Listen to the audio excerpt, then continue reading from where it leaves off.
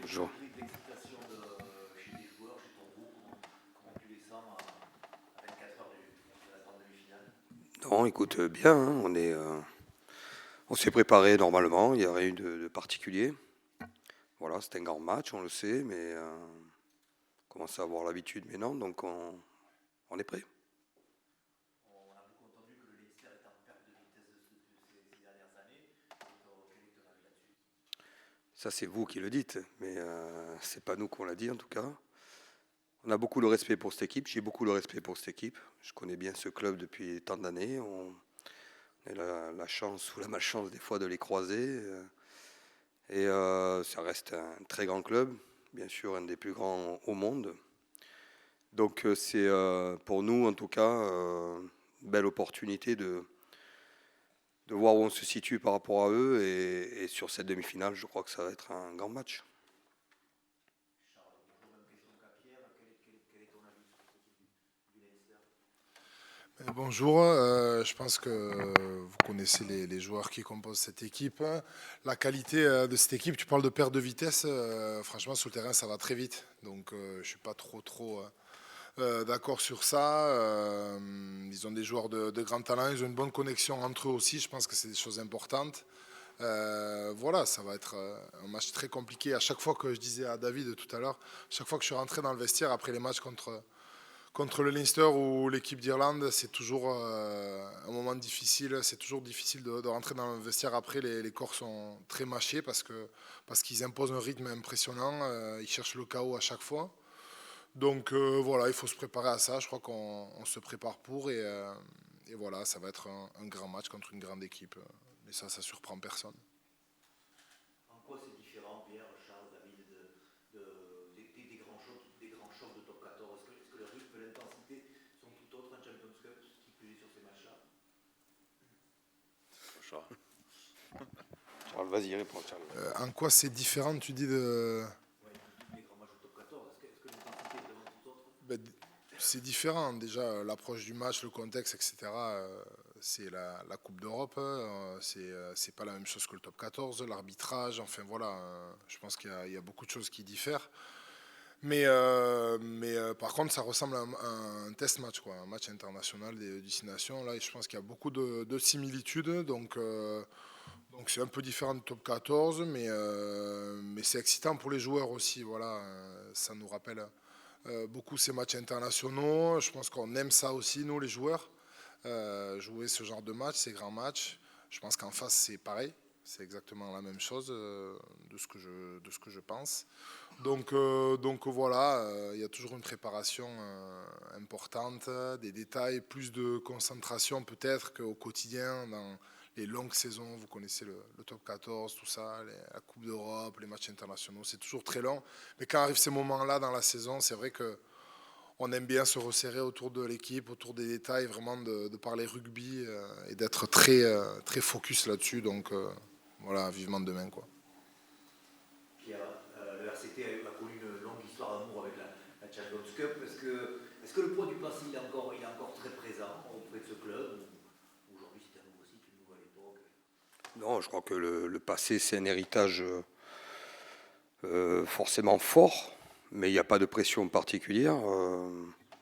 Les joueurs d'aujourd'hui sont forcément différents d'il y a 11 ans, puisque c'est la dernière demi-finale ou finale. Donc, non, non, il y a pas de pression, il y a beaucoup d'excitation. Ce groupe, il a envie d'écrire son histoire. Elle l'a commencé déjà en 2023. Je crois on est venu ici, on avait remporté la Challenge Cup. C'était pas la Champions Cup, bien sûr, mais voilà, on a commencé à écrire. En tout cas, les joueurs ont écrit leur histoire. Ils ont envie de continuer. Voilà ce qui s'est passé il y a 11 ans, il y a 12 ans, il y a 13 ans, c'était une belle histoire, mais c'est terminé. C'est pas du tout les mêmes joueurs, c'est pas du tout la même époque. Par contre, on retrouve toujours une équipe du Leinster qui est là chaque année dans ce dernier carré, chaque année. Donc ça veut dire qu'elle a une expérience commune qui est très forte. Moi, j'ai des joueurs qui ont beaucoup d'expérience, à l'image des deux joueurs qui sont ici, des matchs de niveau internationaux, bien sûr, mais par contre, sur la confiance commune, il faut reconnaître qu'ils sont bien plus en avance que nous. Voilà, depuis tant d'années, ces dernières années, Voilà, donc il va falloir bien sûr compenser ça collectivement. J'ai une dernière question pour tous les trois, si vous voulez bien. Cette position d'outsider, est-ce que c'est vraiment plus confortable à vos yeux? Est-ce que c'est plus facile d'aborder le match dans cette position? Non, je parle avec le pince à main. Honnêtement, comme je viens de te dire, il faut reconnaître que cette équipe a beaucoup d'expérience commune, ce que je t'ai dit tout à l'heure. Outsider, favori, ça c'est des choses que vous aimez bien, je sais. Pour moi, forcément, ils ont un peu d'avance. D'accord, il faut le reconnaître. Et comme je t'ai dit, on a beaucoup, beaucoup d'humilité par rapport à ça. Nous, on cherche notre expérience commune depuis quelques saisons avec des quarts de finale, des demi-finales. Cette année, c'est une demi-finale qui est là. On a certainement appris la saison dernière, la saison d'avant. Depuis 2-3 ans, on apprend, on essaye d'être meilleur. Et effectivement, demain, sur le terrain, c'est toujours du 50-50 quand l'arbitre y siffle. Voilà, même si ça paraît. Mais non, on est confiant sur ce qu'on doit faire. On sait que ça va être très très difficile. On a un gros challenge devant nous et on va tout donner. Salut. Moi j'ai une première question, je voulais savoir, dans le prolongement de la question qui vient d'être posée depuis l'avance, ça fait 4 ans que tu es revenu au club. Il y a eu chaque année, chaque saison, des événements.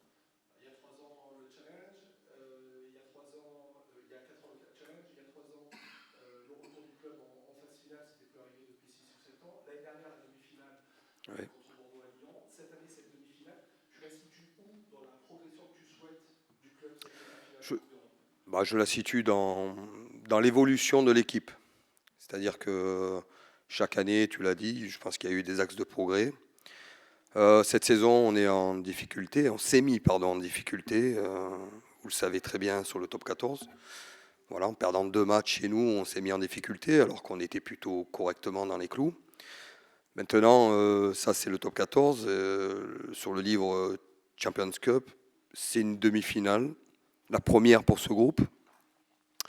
Et voilà, donc ça montre que il faut qu'on prouve demain qu'on apprend de nos expériences, on apprend pas de nos échecs, mais de nos expériences, de notre expérience commune.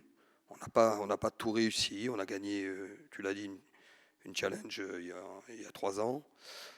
Tout ça, ça compte. Ça compte parce que j'ai encore des joueurs à l'image de Charles. Bon, David est arrivé juste après, mais David est là depuis aussi pas mal de saisons. Donc on a besoin de confiance. On sait que ces matchs-là, on les connaît maintenant ensemble. Et il faut pas réfléchir et y aller. Question pour Charles, dans le prolongement de ce que dit Pierre. Tu me corriges si je me trompe, mais je crois que c'est ta première demi-finale de Coupe d'Europe, enfin de Grande Coupe d'Europe, pardon. Oui, oui, c'est vrai. De Grande Coupe d'Europe. Je voulais savoir tout simplement ton sentiment, ton ressenti à quelques heures du match de jouer ce genre de match de niveau international.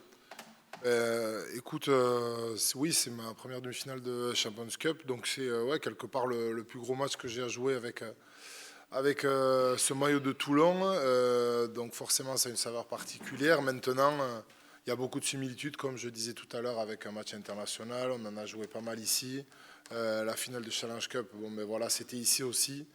Donc il n'y a pas tellement de nouveautés ni de surprises, juste l'excitation et voilà, l'envie de bien faire et de bien porter ce maillot-là demain contre une belle équipe. Voilà, rien d'extraordinaire, mais l'envie de bien faire. Voilà, pas de pression, l'envie de bien faire. L'envie de bien faire, et j'imagine quand même, à titre individuel et s'inscrivant dans le collectif, le duel à distance, en tout cas sur le terrain, avec une troisième ligne de règle du côté de l'UNCR. Ouais. Oui, oui, évidemment. Je pense qu'on n'a pas besoin de les présenter. On sait très bien contre qui on joue. C'est des joueurs très très forts, des joueurs complets qui ont l'habitude de jouer ensemble. Donc voilà, sincèrement, il n'y a pas grand-chose à dire d'autre. Tout le monde les connaît. Voilà. Écoutez, on verra demain et je pense que ça va être sympa et un bon match à jouer. Je rebondis, Pierre, sur ce que tu disais. Tu as commencé par dire sur la question du confrère, sur l'image en tout cas que les observateurs peuvent avoir sur le Leinster, le côté moins dominant, équipe vieillissante, etc. On partage pas cet avis. Et tu as dit dans ta réponse quelque chose qui me paraît assez fort. Tu dis que ça reste l'une des meilleures équipes au monde. Est-ce que tu peux dire pour le grand public, les auditeurs en tout cas, pourquoi ça reste l'une des meilleures équipes au monde, toute cette équipe Non, parce que ils le montrent chaque saison. Chaque saison, ils sont dans le dernier carré de la Champions Cup. Donc, qui est une des meilleures compétitions au monde. Donc, quand tu es toujours présent, nous, ça fait 11 ans. Donc, on est un peu en retard quand même. Mais c'est notre histoire. Leur histoire à eux, c'est effectivement d'être là chaque année. Donc, il faut les féliciter pour ça. J'ai beaucoup de respect pour Léo Kellen qui fait un travail remarquable que j'ai eu la chance de croiser quand j'étais à Lyon, parce qu'on avait joué le Leinster aussi. Et voilà, c'est quand même le gardien du temple, c'est quelqu'un qui représente certainement le Leinster depuis tant d'années, comme il a été joueur et comme il est aujourd'hui directeur de rugby. David, peut-être une question pour toi, parce que tu t'en dis que tu es un peu discret là. Pour toi, l'anglais, jouer ici en Irlande, une terre irlandaise, même si ce n'est pas la sélection évidemment, est-ce qu'il y a une saveur particulière de jouer ici en Irlande à Dublin? Bon, c'est toujours une grande opportunité pour jouer ici contre, comme on dit, tout le monde, une belle équipe, un bon stade. Ouais, franchement, c'est juste une grande opportunité pour le groupe, pour créer de l'histoire. Tout le monde est très excité pour ça. C'est simple. Et toi aussi, dans la perspective même question que Charles, dans les duels individuels, tu regardes un petit peu ça aussi, j'imagine? Oui, bien sûr. La deuxième ligne de l'Insta, c'est la deuxième ligne pour Ilan. C'est le joueur avec beaucoup d'expérience, gros joueur. Donc pour moi, c'est une grande opportunité, mais pour l'équipe aussi. C'est un gros challenge. Il y a beaucoup d'excellence pour ça. Moi, j'ai deux dernières questions, Pierre, pour toi. J'ai regardé la météo, je crois, sauf erreur de ma part, les autochtones me pardonneront si je me trompe, mais je crois qu'il pleut au moment du match. Je ne sais pas si tu as les mêmes infos. Bah, tu me l'apprends. Moi, mon ami me dit Merci. que Non, mais c'est vrai que on ne sait pas trop apparemment. c'est le vent qui compte ou pas ça, Pierre? Non, on s'adaptera, bien sûr, on s'adaptera. On s'adaptera. Ah, et puis la deuxième petite chose, Benji me disait qu'autour des 350-400 supporters, dans le contexte économique très difficile qu'on connaît, Oui. font le déplacement. On peut dire, c'est pas beaucoup et compagnie, mais il y en a quand même 400 qui vont faire le déplacement.